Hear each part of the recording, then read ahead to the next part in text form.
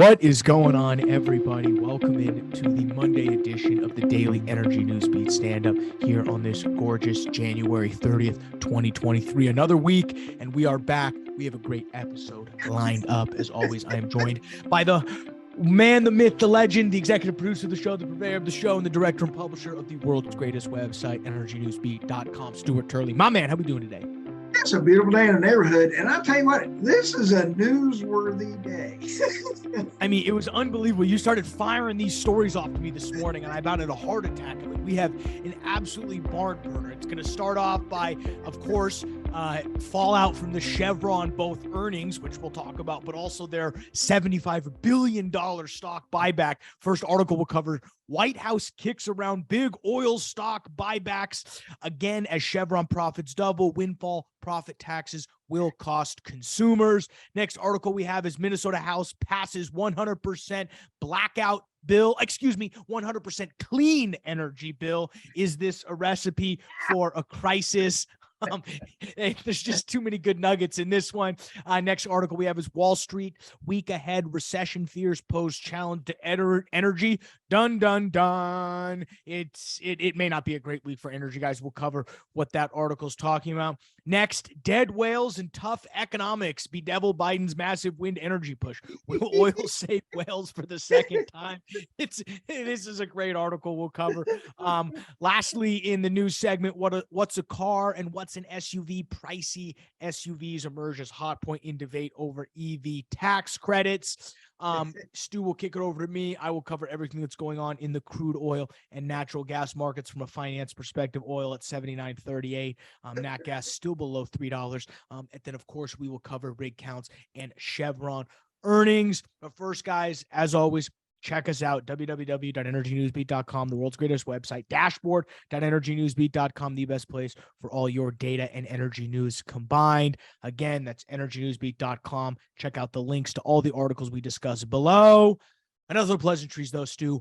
Where do you want to begin? I mean, it's, as you mentioned, packed. Oh, you know what? I'd like to start with a dead whale. You can't beat a good dead whale story. Years ago, Ryan Ray and I were talking, and that poor man is from Texas.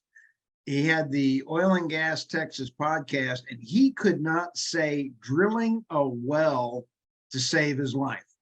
So he would say drilling a whale.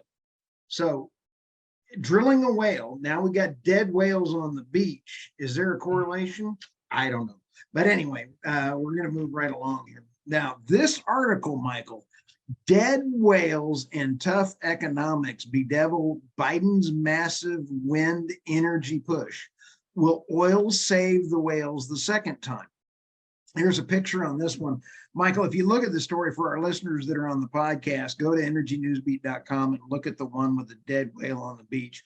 Zoom in, Michael, and look in at that guy standing there going, I'm standing behind a dead whale. It is kind of funny. He's like posing with the dead whale. It's pretty funny. It is pretty funny. But okay, so let's go through this. This came through on Reuters, and people stand next to a dead humpback whale. Most people don't realize that the school bus sized humpback washed ashore in Brigantine, North New Jersey, weighed 12 tons, took an emotional toll. I think it took more of an emotional toll on the whale because, you know, he's kind of like dead. But that is funny. Took an emotional toll on the coastal towns. Yeah, that's who we're worried about. The emotional toll on the humans, not the actual physical toll that this whale went through. But that's beside the point. That's beside the point. But here's the whole thing. And you take a look at the pictures of the wind farms that are out there, Michael. 50, 60, 100 wind towers in there. Go down to that infographic in this article, and you'll see why, no matter what the wind farm structure is, for whales, this is a magnificent problem. Look at how those anchors go into the ocean. You can't tell me that the amount of marine wildlife is not going to get hurt by a mass installation of these things. So yeah, I mean, it's a great quote from Cindy Zip. She goes, we have an unprecedented amount of whales dying here. At the same time, there is this industrial activity taking place on a scale that has never before happened in these waters. She's the executive director of the Clean Ocean Action, a local nonprofit. She finally ends the quote by saying, why is this not being investigated? Why are these companies getting a pass? And the funny part is, it's all oil and gas companies. It's BP, it's Equinor, it's all these, it's big oil putting all this stuff up. So that's even the irony of all of this. Well, here's the other thing. Where this is the quote, Carlson, Tucker Carlson. Love me some Tucker Carlson. Where are all the liberals that used to care about whales and the environment and the ocean when the land, Carlson said on his program, they're gone and or taking money from this green energy. I thought that was a fabulous piece of this. Instead of save the whales, they're now saying save the bales, because everybody bringing in drugs into the country, you know, they're throwing their bales over. Save the bales. They'll save the bales, but not the whales. Anyway, so let's go on to the next one. That was a lot of fun, Mike. Thanks for putting up with me on that one. You're over here going, let's go to the next one. We're good. What's next? Okay, the White House. White House kicks around big oil stock buybacks again as Chevron profits double as windfall profit taxes will cost consumers. This is a very, very important article, Michael, from the standpoint that President Biden in this article, for our listeners on the podcast, is walking from the West Wing, and he's got his head down and nobody wants to be around him. He's by himself. Secret Service, nobody's hanging around with him. He's like the kid on the playground that nobody wants to play with. This is really important. Chevron posted, you're going to talk about this. We talked about this, I believe, on the Friday show as well. Posted $36.5 billion in profit from 2022. Yeah, we'll cover their earnings later. Whew. But the big key is that last year, the Biden administration is saying, why won't you put it back into the ground? And they're saying, because you won't give us any permits. And then you'll go back in and say, we are now committed to giving money back to the investors. Giving money back to the investors is critical. So if you go back and you take windfall profit taxes, can we go get windfall profit taxes from Pfizer? Can we go get windfall profit taxes from anybody that made all these bazillions of dollars and profits in the past? The answer on Pfizer is no. Go take your 9th booster. No. And thanks for asking. Okay, see, here's my take on this. Yeah. Chevron is clearly giving the middle finger to the Biden administration because they knew, or they better have known, that this type of announcement, whether or not I agree with it or not, I think it's great. I think if you're an oil and gas company, you should figure out how to send as much money back to investors as possible, because that's how you're going to encourage investors to continually invest in your industry, because it's clear companies like BlackRock, it's clear companies like State Street, they are trying to divest from fossil fuels. Even if they're not divesting fast enough or that quickly, there's not as much money available to oil and gas companies that outside of just the revenue that they can create themselves, organic revenue, as I would call it.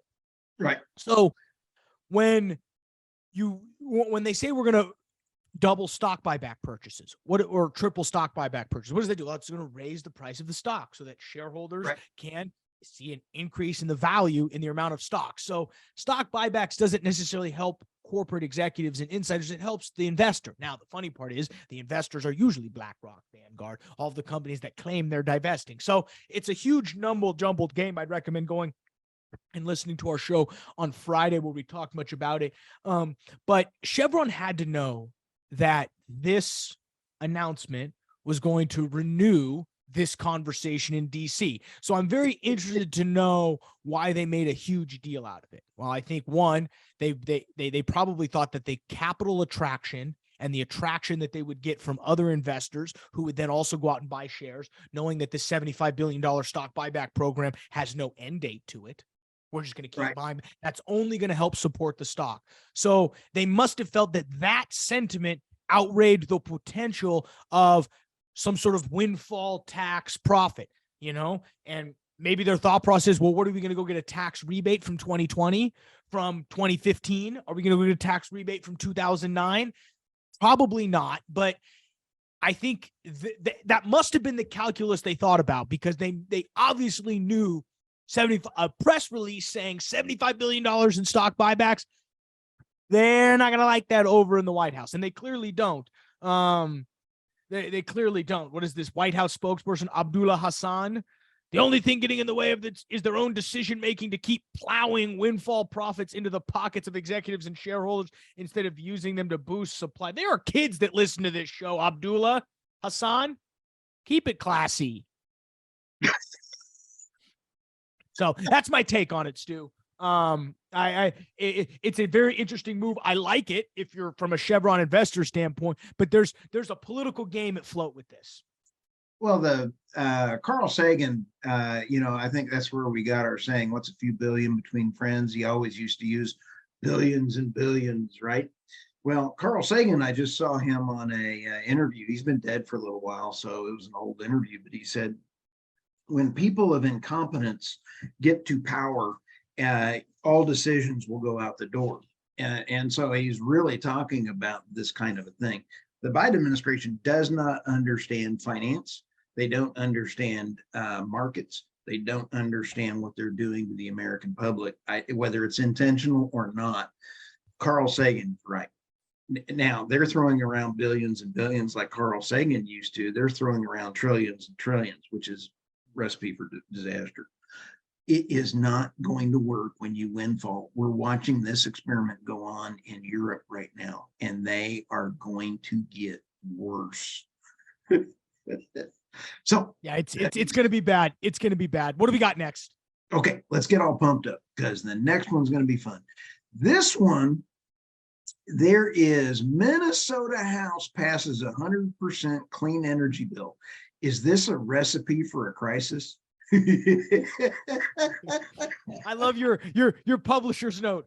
Will this trend? Will this be a trend across other states? The quote Blackout Bill could be renamed the Blackout Bill. It's a good one. It's a good one.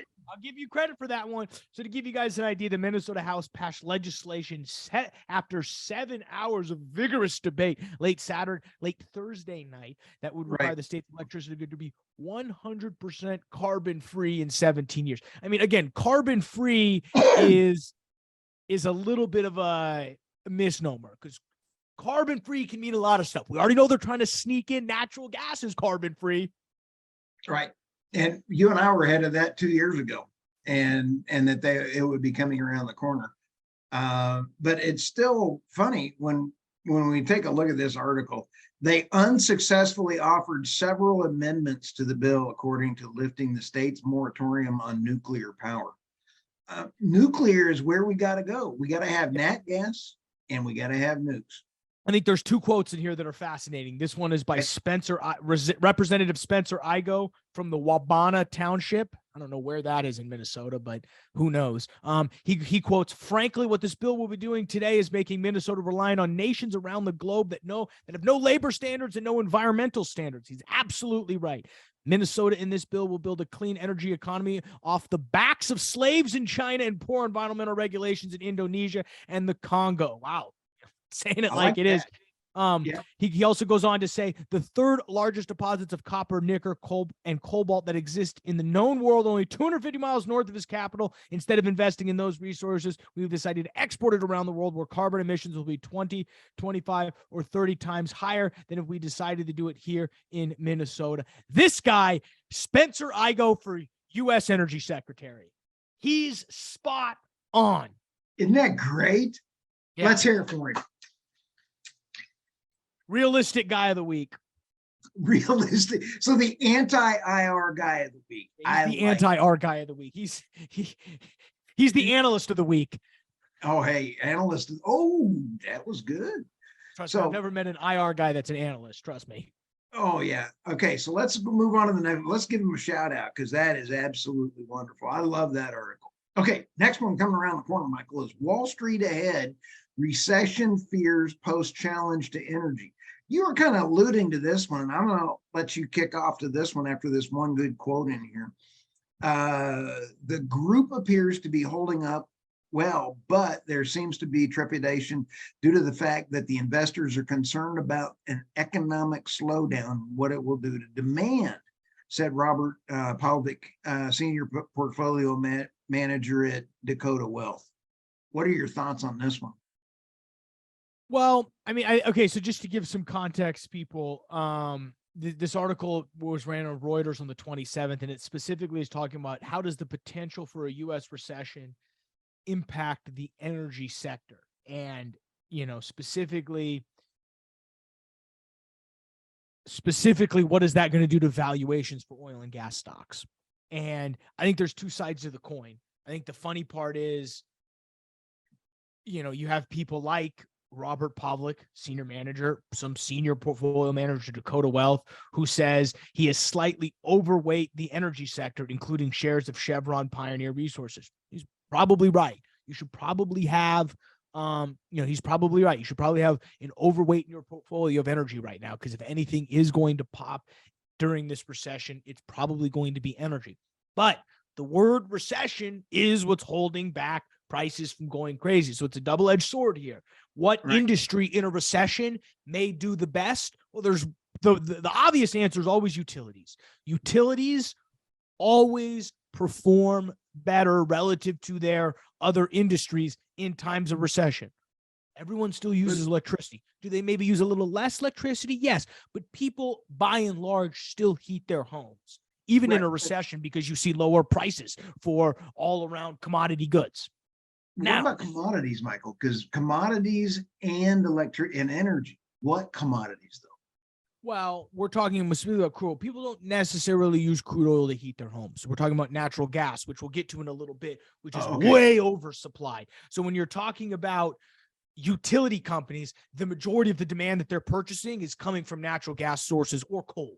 Very little oil actually makes it into the electrical grid, which is heating. Now, we saw that happen a little bit this winter in New England, where they were using how much crude oil from Russia? It was like a 30% of crude oil was their electrical grid. That's horrible. It's horrible, because natural gas is much more efficient, lower carbon emissions when you burn it, and you can do a lot more with it in terms of sending it around. So, I think, in terms of what energy would do in the recession that may or may not be here, I think it's going to hold up okay. I don't think we're necessarily going to see a crash of oil prices, but if all of a sudden we enter a prolonged recession, I mean, the funny part is we've changed the definition of recession so many times. You could argue we've been in a recession. So you could already think about the fact that oil is still held this $80 mark.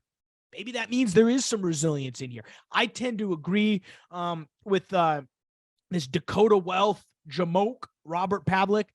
Even a blind mouse finds cheese once in a while. Probably should be a little overweight on energy. But I would be very, if there was anything I would be long, it's probably physical commodities, which you're right, is crude oil. Probably not natural gas. I'd probably be bullish on gold. There's probably some metals I would get in on.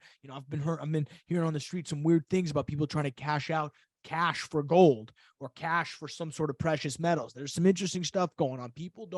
The powers that be don't want us moving over into precious metals. So it's just an interesting note. But if I had to make a recommendation, energy is probably will be one of the better performing sectors in 2023. But again, we have to see how all this plays out. Now, again, I would avoid natural gas companies as much as you can. EQT, Chesapeake, run far away from those type of companies. I would get into heavy liquids producers. Good to know. But we're not an investment house. We do not give investment advice. No, we don't. Because if you take my advice, you will lose all of your money. Because if you took my advice, you would have been buying natural gas futures for 6 months prior to this, and you would have been blown out. You'd be homeless. You would be on the street begging for food. And your wife would have left you. Your kids would have thought you were a joke. You'd be panhandling for. Yeah. Bye-bye, dog. Yeah, everything. The only thing you'd have left is your dog, and that your dog might even leave because they'd be like, "You pathetic person gambled my entire future on some nat gas options because you listened to some stupid guy on a podcast." So I say all that to say, don't take my recommendations. But if I were to give a recommendation, heavy liquid producers, long baby. What's next, Stu? But if I was, okay, what is it? The next story coming around the corner, Michael, is what's a car and what's a SUV? Pricey SUVs emerge as a hot point in debate over EV tax credits. This brings up two big questions here, Mike. And we talked, I believe it was either Thursday or Friday's show, about the weight that EVs are causing with the batteries. A Hummer with a internal combustion is 6,000 pounds, whatever the number is. And then the same Hummer EV is 9,000. There was an article this morning, Michael, that kicked out that said there is now a new danger of parking garages with EVs failing because of the extra weight. I'm like, I didn't see that one coming.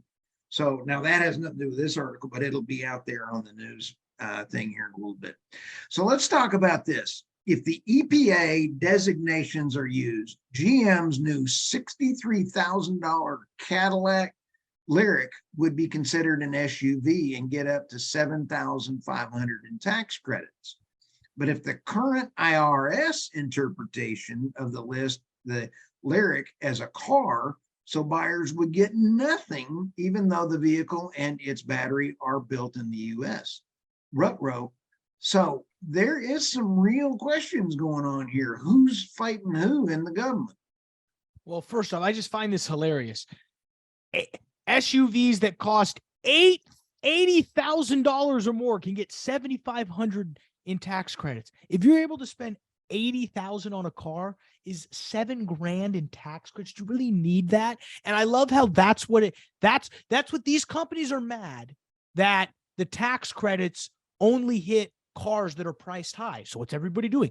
Pricing their cars high. What is GM trying to do here? Get things classified as things they're not in order to take advantage of the tax credits, which actually bring these vehicles into a level that may or may not be affordable to the average everyday person. I just find it hilarious that everybody thinks we're going to switch to EVs when 90% of the country drives the car that's the cheapest. 90% of America can't afford and doesn't have the luxury of sitting there and saying, oh, well, I'm going to spend $80,000 and completely get a new car that's electrical friendly. And I'm going to drive it somewhere. I'm going to drive it conservatively and make sure I'm always, no, they drive what's in front of them. They drive the cheapest car they can find because they're poor and it's a recession and they don't have any money. So the cognitive dissonance of these car executives, like at least Elon Musk is trying to lower the price of Tesla. We talked about that on Friday. He's trying to undercut the market. Why? Because there's a huge opportunity to do this. General Motors is trying to sell you an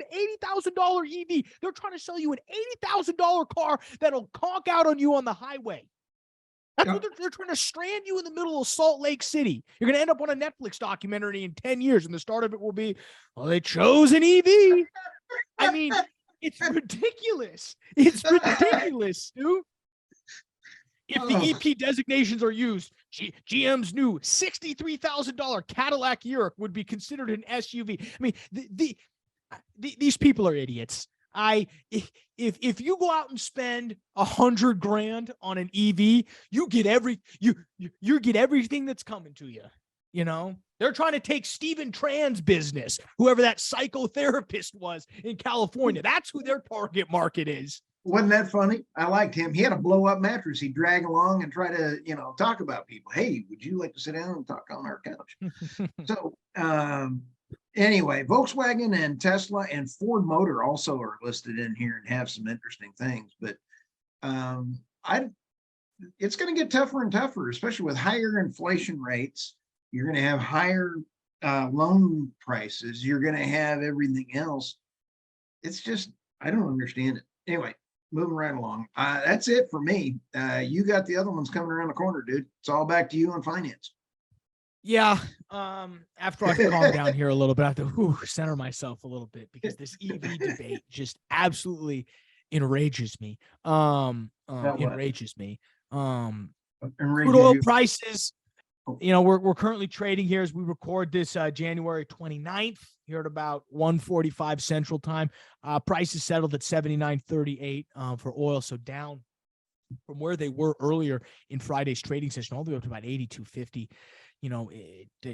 Russian oil exports seem to be still going up, regardless of the price cap. We saw data coming out of the two ports in Russia that showed elevated levels of crude oil exports relative to what we were expecting. So that doesn't do much for prices, because if this price cap is supposed to lower the amount of oil being sent out of those ports, well, prices should go up. But as we've accurately forecasted numerous times on this podcast, it probably won't work. And on Friday, we saw the first glimpse of, sure, prices are down and revenues are down, but oil exports are actually increasing. So who would have thought? Lower the price, increase exports to try to fill the gap of missed revenue. That's literally the first thing they teach you in Economics 101. Literally the first thing they taught. You know what's hilarious, though? I have a master's degree in economics, and I got a C in Econ 101.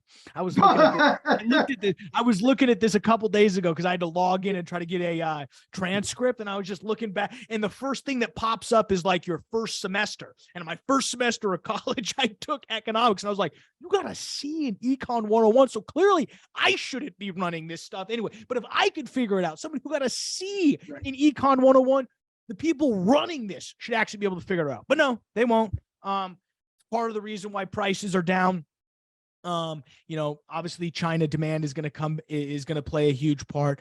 I think the more interesting side of the coin is natural gas. I always love going back to my friends over at Nat Gas Intel. There's a couple things that they point out. First off, production is held above 100 BCF on Friday and throughout most of the week, according to Bloomberg. They also suggest that output might reach record levels around 102 BCF and bolstered supplies during a mild stretch of winter in which heating demand proved light. And that's why analysts are cautioning that the fundamentals are pointing to even more losses this season. And we're currently trading $2.85. The real question is, do we see $2 even? How low can it go? It's like the I forget what they call it, not the Macarena. What is it? How low can you go? Yeah, the limbo. You're right. Yeah, the limbo. We're that gas is how low we can go, baby. Was that Rush Limbo? I don't know. Rush Limbaugh. It was a joke. Oh, I see. Making fun of the deceased. That's good karma for us. I think the only other last thing we need to cover is Chevron earnings. As we mentioned, this is what I find funny. I don't know who their PR department is, or who they hired. They probably hired the same people that did APIs. It's probably the same crew all working together, because it's kind of funny. So on Thursday, they announced $75 billion in stock buybacks, which is a 3 times increase of what they were going to do. On Friday, they released earnings. Top line reads, Chevron posted disappointing fourth quarter results. Profits excluding one-time items was $4.09 a share, 18 cents shy of the street consensus. They also incurred a $1.1 billion write-down on its overseas business. Chevron shows 3.6% as of 10 a.m. on Friday. So get this, Stu. They come out on Thursday, say they're doing $75 billion worth of stock buybacks. On Friday, they have earnings that they clearly knew weren't going to match what the street expected, yet they still did all of that. You've got this confused look on your face, because, yes, I'm confused too. I don't know who's giving them advice, but somebody, I would like that job, because it'd be very easy. Just, oh, yeah, sure, announce it. Let's not have any strategic idea. I mean, maybe the thought was to disclose it before the earnings call in order to kind of space out some of the temperament. Hey, we want to do this stock buyback purchase. We know we're going to have bad earnings. If we split this news up, it's sort of, I would have said collapse it all into one. It shortens the news cycle. But again, they're not talking to me. That would be the advice I give. Shorten the news cycle, cover it all in one, and get out of there. Now we're talking about windfall. Now we're talking about windfall taxes. Thank you very much, Chevron. Now I'm going to get taxed more. So, I mean, again, as always, these big corporations, they do things that impact every other company but them. New Right. regulations don't hurt Chevron. New regulations don't hurt Exxon. Doesn't hurt Shell. Doesn't hurt Pioneer. You know who it does hurt?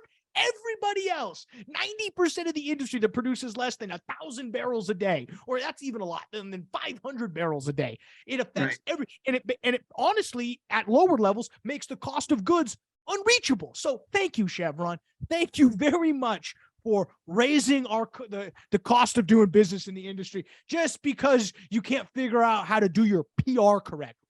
I mean, we got to end this, Stuart. So I'm going to take this mic and shove it through the computer. Good for you. What else are we missing? It's Monday. Well, hey, I think we got it, man. I think we're going to have a great week. We're going to need to watch out this week for, I got to give a shout out to all the folks going to Nate in Houston.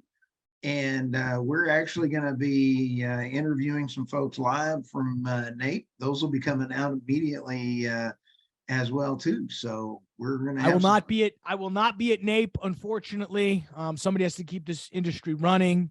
While all you guys are, overvaluing M&A deals, I will be in making sure that we actually can produce oil and gas. So you're welcome.